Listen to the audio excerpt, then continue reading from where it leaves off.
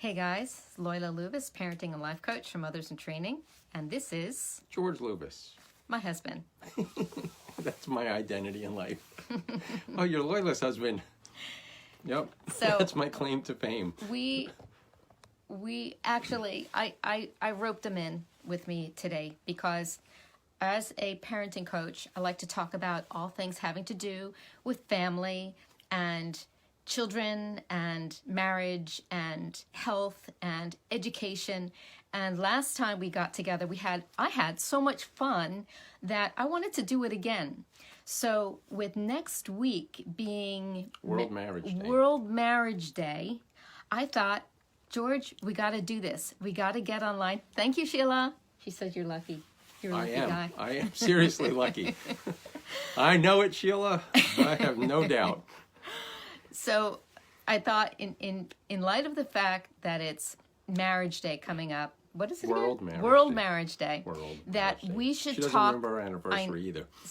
That we should stop. That we should talk about marriage because, listen, as a parenting coach, I see that a lot of families struggle and they end up in divorce and it's avoidable a lot of times. And we were there. Sheila liked your hat. Sheila liked your hat. Thank you, Sheila. We were there. We had many years when the kids were little where it was rough. We were like everybody we went to said, "You're done. You're toast. Don't." It was bad. It was bad. It was bad. And My fault. Ask her. and we overcame it. As you can see now, we kind of have a good thing going on. And so I wanted to share with you guys some of the things that we did that took our relationship from a really bad place to a really great place. And not to say that we've arrived because, I don't think you ever arrive, but we have tapped into some really successful habits that have helped our marriage become something we never thought it could have been.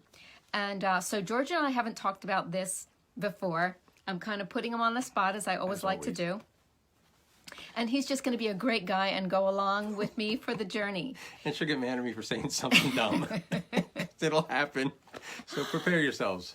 So going way back to when we didn't trust each other with money. We didn't trust each other with in communication. We just really questioned each other in a lot of ways. I was really insecure about a relationship. What was going on in your head? Well, I was oblivious. He was oblivious. He was totally. Like, she's pretty. I'm happy. I don't know anything. Yeah. Okay. So there was a recipe. You're gonna knock over the thing. Gotta watch my feet. So that was a recipe for a lot of frustration, and we had very different ideas about the way the finances should have been kept. I mean, I liked it hot, he liked it cold. I liked the shades up, he wanted the shades down. It's still that way, but we learned each other. If the shades were down, the sun wouldn't be reflecting on you right now.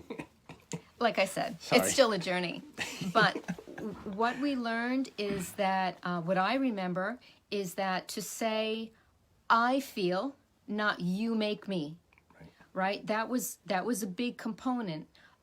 When you do X, Y, Z, I feel is very different from saying, you make me mad, or you made me do that, or you made me say that. Right. It's not an accusation. If I say how I'm feeling, that's how I'm feeling. You can respond to it, you can try to understand it or not, but it's not an attack. Whereas if it's, you shouldn't have spent that money, or, you shouldn't, whatever, that's an attack. And then the natural response is to defend yourself. But if you love each other, if you care about each other, and your partner says, I feel scared when you do this, I feel hurt, I feel angry, I feel sad, it opens up to talk. Yeah. Another thing is we had to look at the way we were raised. I had a lot of expectations based on the way I grew up. He had a lot of expectations the way he grew up. And there's this funny thing about opposites attracting. I mean, my mother grew up in the jungles of the Amazon, and so bugs in the food and dirty floors and the doors and windows always open. that was just the name of the game. Everything tasted really great and we never got sick. My husband here grew up in a restaurant where the Greeks.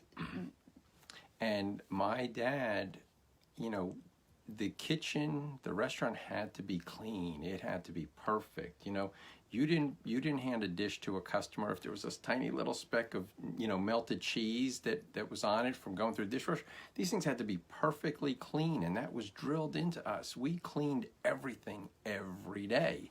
So I expected perfect plates, perfectly clean glasses without any water spots. You know, that was normal. That was correct.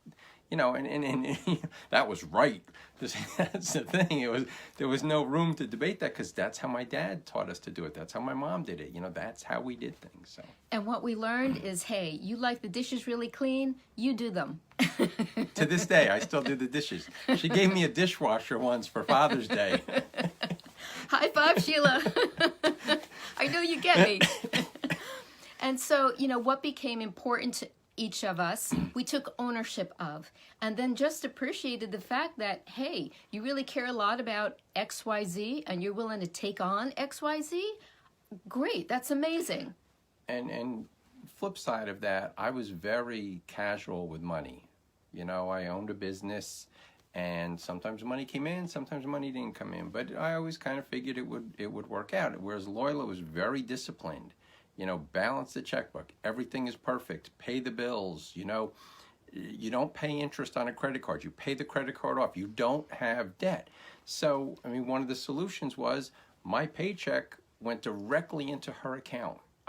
You know, for years, I didn't even know how much money was in the bank because I was just like, you know what, if this is that important to you, do it. It was a big step, though, to trust because, you know, this was my money, you know. I was like, oh my goodness. But it was a big, big step for us. And she does it phenomenally, you know. She's always ahead of everything. I look at when the bill when a bill does come in the mail and I'll look at it, I'm like, oh my goodness, the cable bill is paid for the next 3 months. It just issues how much credit we have. So. And I think that you tap into another point, which is our egos were in the way. You know, I had to be right. He had to be right. We were both looking to prove ourselves, and we were always comparing ourselves to each other. Right. Well, I'm exhausted because I did X, Y, Z. What are you tired about, you know? And that's something that I see is so common in relationships, is this comparison thing. And there is no comparison. Like, I'm me, I feel this way, you're you feel that way. There is no comparison. So just, you know, just cut that whole thing out. Right. That was another key piece. Yeah, that was huge. Another one was, I don't even remember anymore whether I wanted you to make me happy. And I think you wanted me to, like, we were holding Right. each other hostage over our happiness. When it got so difficult, I just decided, you know what? I'm responsible for my own happiness. I'm not going to do anything mean or rude or ugly because I want to be my very best self. Right. But I'm going to take ownership of my own happiness.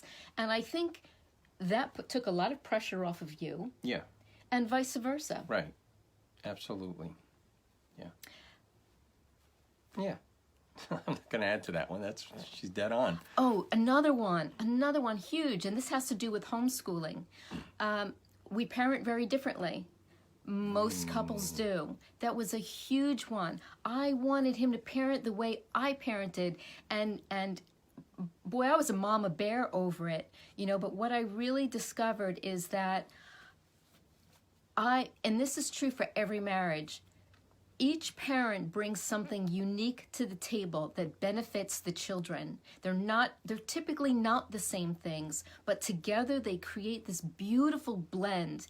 And if you can just appreciate the differences, then really the whole family benefits. It creates balance.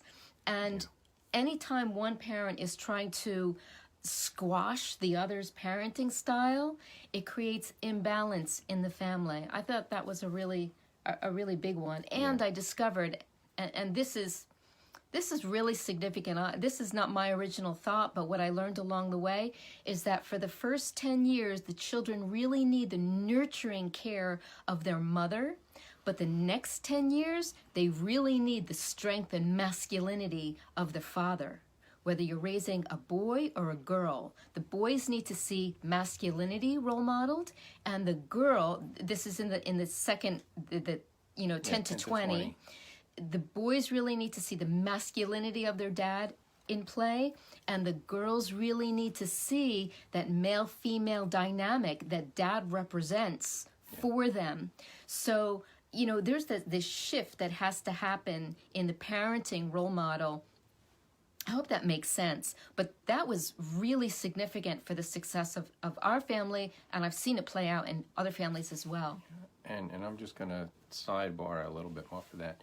Don't ever criticize your partner to your children, right? Like dad, don't trash your wife to your children. Mom, don't trash your husband to your children.